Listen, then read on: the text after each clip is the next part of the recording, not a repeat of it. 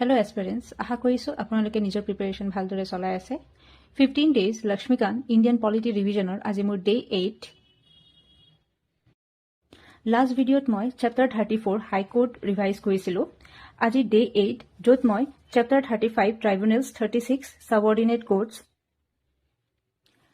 আৰু 37 স্পেচিয়েল প্ৰভিজনছ ইয়াৰ পাছত part 5 local গভৰ্নেন্সৰ Panchayati Raj আৰু মিউনিচিপালিটি এই দুটা চেপ্টাৰ ৰিভাইজ কৰিম। টোটেল আজি মই 5টা চেপ্টাৰ্ছ ৰিভাইজ কৰিম বুলি টাৰ্গেট লৈছোঁ। প্ৰথমতে মই চেপ্টাৰ 35 আৰু 36 ৰিভাইজ কৰিম, যিটো জুডিচিয়াৰীৰ লগত ৰিলেটেড হয়। ইয়াৰ পাছত এই দুটা চেপ্টাৰৰ পাছত আমাৰ জুডিচিয়াৰী ৰিলেটেড টপিকছ বা চেপ্টাৰ্ছখিনি কমপ্লিট হ'ব। চেপ্টাৰ 35 ট্ৰাইব্যুনেলছ এতিয়া ষ্টাৰ্ট কৰোঁ। অৰিজিনেলি আমাৰ ভাৰতীয় সংবিধানত ট্ৰাইব্যুনেল সম্বন্ধে কোনো প্ৰভিজনছ দিয়া হোৱা নাছিল। 42nd কনষ্টিটিউশ্যন এমেণ্ডমেণ্ট এক্ট 1976ত ট্ৰাইব্যুনেল সম্বন্ধে নতুন প্ৰভিজনছ সন্নিৱিষ্ট কৰা হৈছিল।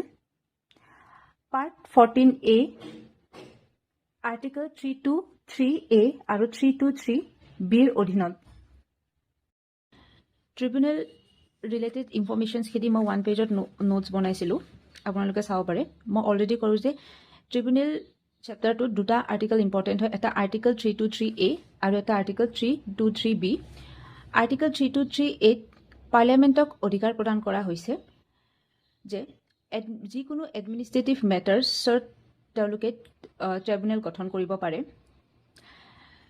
পাৰ্লিয়ামেণ্টে চেণ্ট্ৰেল এডমিনিষ্ট্ৰেটিভ ট্ৰাইব্যুনেলছ আৰু ষ্টেট এডমিনিষ্ট্ৰেটিভ ট্ৰাইব্যুনেল গঠন কৰিব পাৰে আণ্ডাৰ এডমিনিষ্ট্ৰেটিভ ট্ৰাইব্যুনেল এক্ট 1885ৰ অধীনত। Central administrative tribunal dispute related to recruitment or job related প্ৰভিজনছৰ ওপৰত তেওঁলোকে মেটাৰ্ছখিনি ছল্ভ কৰিব পাৰে, যেনে all India service, central civil service and civil employees of defence force, অৰ্থাৎ ইউনিফৰ্ম পৰিধান কৰা যিকোনো ডিফেন্স অফিচাৰৰ বাহিৰে ডিফেন্স ফ'ৰ্চত যিসমূহ চিভিলিয়ানে কাম কৰে তেওঁলোকৰ ডিছপিউটসমূহ ইয়াতে আলোচনা কৰা হয়। ঠিক সেইদৰে মই অলৰেডি ক'লোঁ আৰ্টিকল 323Bত পাৰ্লিয়ামেণ্ট আৰু ষ্টেট লেজিছলেচাৰক অধিকাৰ প্ৰদান কৰা হয় যে এডমিনিষ্ট্ৰেটিভ মেটাৰ্ছৰ বাহিৰত যিসমূহ মেটাৰ্ছ আছে সেই মেটাৰ্ছসমূহ ছল্ভ কৰিবলৈ, যেনে টেক্সেশ্যন, লেণ্ড ৰিলেটেড ডিছপিউটছ, তেনেকুৱা ছাবজেক্টসমূহ তেওঁলোকে ডিল কৰে। ইয়াতে এটা কেছ ষ্টাডি ইম্পৰ্টেণ্ট হয়, চন্দ্ৰ কুমাৰ কেছ 1997। আপোনালোকে এই কেছটো ভালদৰে পঢ়িব লাগিব।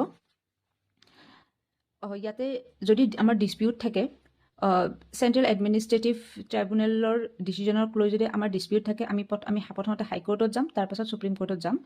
এই কথাটো সুপ্ৰিম কোৰ্টে চন্দ্ৰ কুমাৰ কেছ 1997ত মানে কৈছিল। এইখিনিয়ে আছিল মোৰ ট্ৰাইব্যুনেল ৰিলেটেড ইনফৰ্মেশ্যন মানে নোটছ।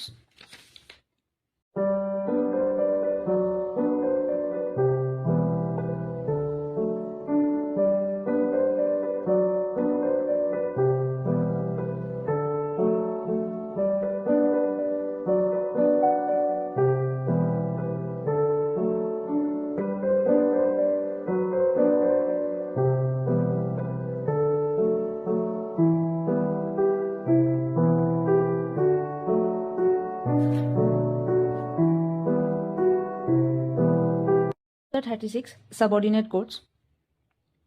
Subordinate Courtsৰ ওপৰত মই নোটছ বনাইছিলোঁ। মোৰ এইটো চেপ্টাৰৰ ওপৰত মই বেছি নোটছ বনোৱা নাই। ছাবঅৰ্ডিনেট কোৰ্টছৰ ফৰ্মেশ্যনৰ ওপৰত কেইটামান পইণ্ট মই ইয়াতে বনাইছিলোঁ। আমি জানো যে ইণ্ডিয়ান জুডিচিয়াৰী ছিষ্টেমটোত এটা হেৰাৰ্কি আছে, যেনে প্ৰথমতে থাকিব আমাৰ Supreme Court, then high court, then subordinate courts. State judiciary consist of high court and subordinate courts, আৰু ছাবঅৰ্ডিনেট কোৰ্টক আমি লোৱাৰ কোৰ্ট বুলিও কোৱা হয়। অৰ্থাৎ ষ্টেট লেভেলত ষ্টেট জুডিচিয়াৰীত হাই কোৰ্ট আৰু ছাবঅৰ্ডিনেট কোৰ্ট দুটাৰ জড়িত হৈ থাকে।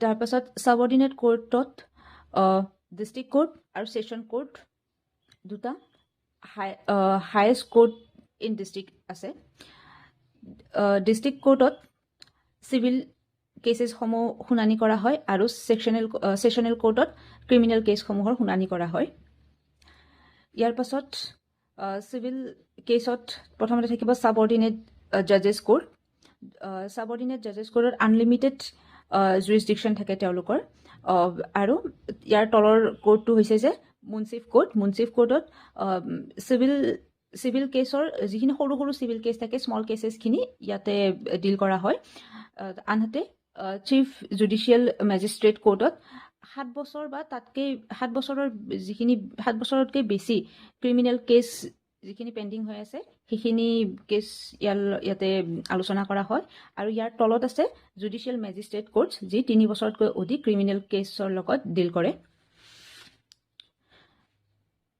Chapter 37 Special Provisions for Some States. It start কৰো Part 21 Article 371 পৰা 371J লৈকে সংবিধানৰ বিভিন্ন সময়ত বিভিন্ন এমেণ্ডমেণ্টৰ দ্বাৰা 12খন ৰাজ্যক স্পেচিয়েল প্ৰভিজনছ প্ৰদান কৰা হৈছে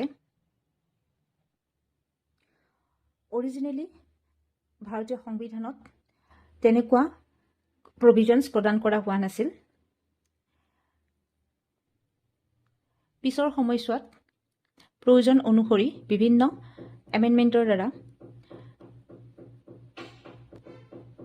371 পৰা 371J লৈকে কিছুমান প্ৰভিজনছ ৰাজ্যসমূহক প্ৰদান কৰা হৈছে ইয়াৰ অন্তৰ্গত 12খন ৰাজ্য আছে স্পেচিয়েল প্ৰভিজনছ প্ৰদান কৰা ষ্টেটসমূহক সাধাৰণতে ভালনাৰেবল ষ্টেট বুলি কোৱা হয় এই ষ্টেটসমূহত ইকনমিকেল বেকৱাৰ্ডনেছ দেখা পোৱা যায় এই ষ্টেটসমূহ বৰ্ডাৰ এৰিয়াৰ অন্তৰ্গত থাকে হিল ষ্টেট হ'ব পাৰে বা লোৱাৰ পপুলেশ্যন ষ্টেট হ'ব পাৰে উদাহৰণস্বৰূপে আৰ্টিকল 371A নাগালেণ্ড আৰু article 371B Assam article 371C Manipur এনেকুৱা ধৰণৰ নৰ্থ ইষ্টাৰ্ণ ষ্টেট বা যিসমূহ ষ্টেটত ট্ৰাইবেল পপুলেশ্যন থাকে সেই ষ্টেটসমূহক এই আৰ্টিকলে বিভিন্নসমূহ সুবিধা প্ৰদান কৰে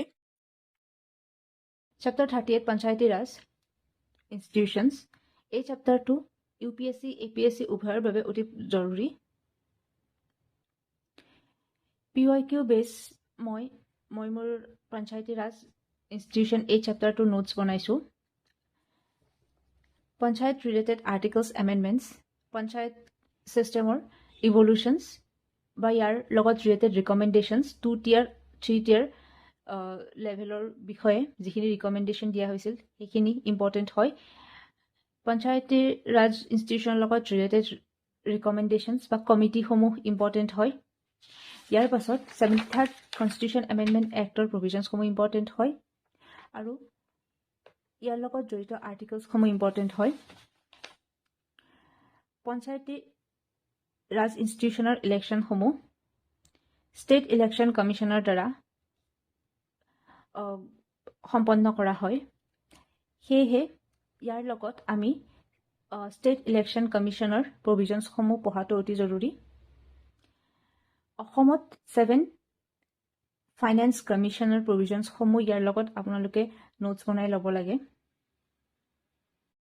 চেপ্টাৰ 39 মিউনিচিপালিটি এটা ষ্টাৰ্ট কৰোঁ মিউনিচিপালিটি হৈছে urban local governance 74 constitution amendment actor অধীনত মিউনিচিপালিটিৰ প্ৰভিজনছসমূহ অনা হৈছিল part 9A article 243P 243JG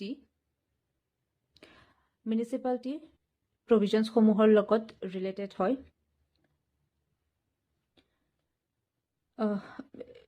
মিউনিচিপালিটিৰ 3 প্ৰকাৰৰ আছে নগৰ পঞ্চায়ত য'ত ৰুৰেল টু আৰ্বান ট্ৰানজিশ্যন এৰিয়াৰ বিষয়ে থাকে ইয়াৰ পাছত municipal council small urban area লগত ৰিলেটেড হয় আৰু municipal corporation larger urban area হয়